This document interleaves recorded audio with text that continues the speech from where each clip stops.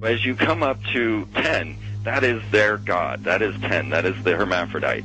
But if you stop at 9 and you skip to 11, skipping God, then you are a Luciferian. Because 11 is the number of the magician. It's the one step above. Once you have accomplished the tree of life, you are now the magician. You are one above 10. But they're doing it by skipping God. That's the symbolism of 9/11.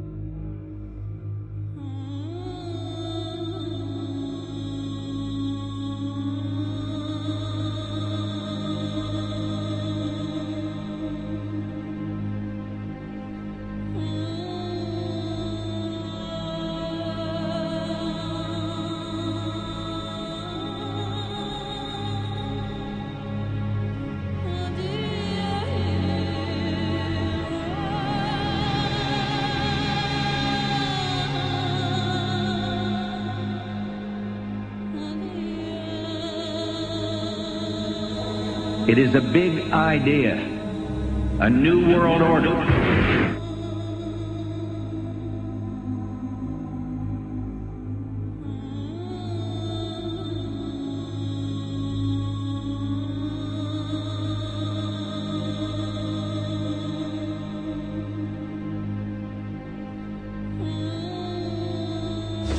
were on assignment.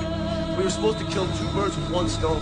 In Fight Club, Project Mayhem destroys a giant bronze spherical sculpture. This seems an obvious reference to the sphere at the World Trade Center complex. Trust me, everything's gonna be fine. In a pivotal scene reminiscent of 9/11, we see the destruction of skyscrapers and the change of a skyline. Second anniversary of the 9/11 attack on the World Trade Center, George Bush asked for an $87 billion increase in military spending.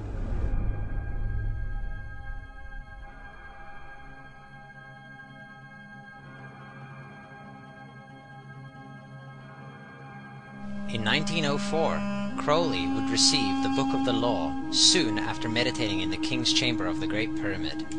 He claimed he had been contacted by a being called Aiwass. Crowley would also use this symbol in his work. Some of its meanings are said to include a reference to the number 77 in Hebrew and a connection to the god Pan. Crowley made this drawing of a non-human intelligence he saw during a ritual. Synchronous 23 has made the connection between Aiwass and the Wizard of Oz, and has further pointed out the similarities between Crowley's grey alien-like drawing and the depiction of the projection of the Wizard of Oz in the film version. The much overlooked theory has been put forward on the internet that when we are looking at George W. Bush, we are actually seeing Aleister Crowley's grandson. I have suggested that this video footage of George W. Bush reading The Pet Goat, coinciding with the start of the 9/11 mega ritual, is in fact a dedication of the 9/11 mega ritual to the great god Pan by Aleister Crowley's grandson.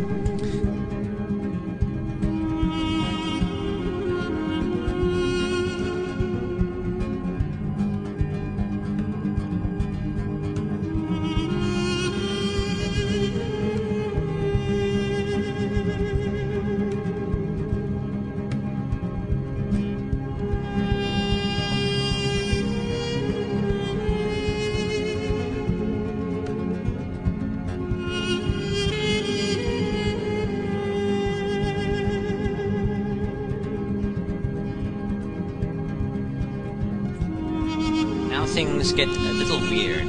This is the 1978 version of The Wizard of Oz, The Wiz.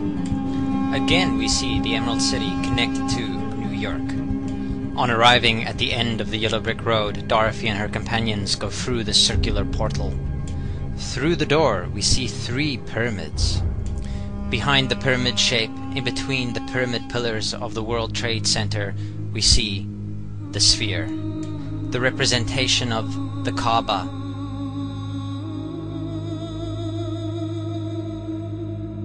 The inhabitants of Oz dance around the sphere in ritualistic fashion. Fashioned in giant letters over the dome of the sphere, we see the word Oz. Oz, symbols of Pan and Aiwass, seen smack at the heart where the new Aeon was ushered in, and and where the Stargate was opened.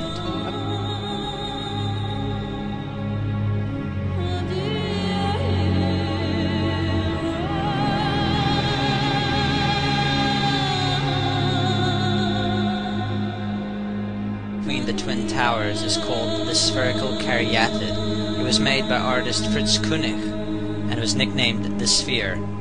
We see that Koenig made this thing in Bavaria, the same place where the Illuminati was founded. The most interesting fact about the placement of the Sphere at the World Trade Center Plaza has to be that architect and designer of the World Trade Center, Minoru Yamasaki, intended the plaza itself to be a representation of the Grand Mosque of Mecca, the Sphere in particular taking the place of the Kaaba.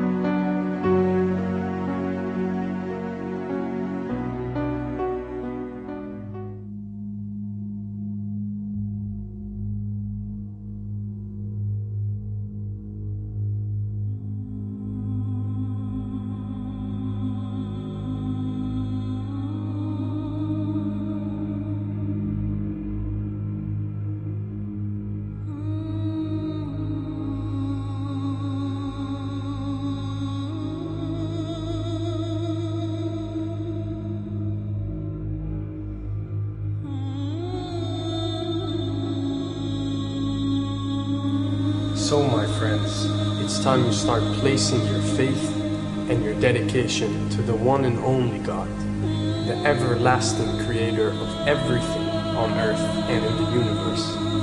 He is greater than anything our minds can comprehend. Do you know how many times Muslims are required to circle the Kaaba when they visit it? 7 times, each counterclockwise. Would you like to know why? You see, what binds us as humans to this life and to this dimension and to this earth is the limits of time and space. We are bound to this dimension and this reality through time and space. Hence, if one wants to leave this dimension or leave this reality, he needs to break away from time and space.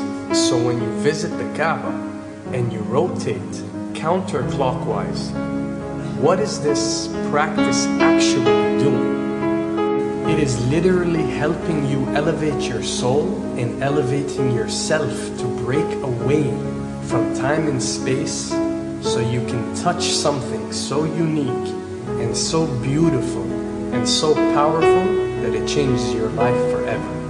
And if you don't believe me, ask anyone who has visited the Kaaba how he or she felt or how their lives have changed ever since.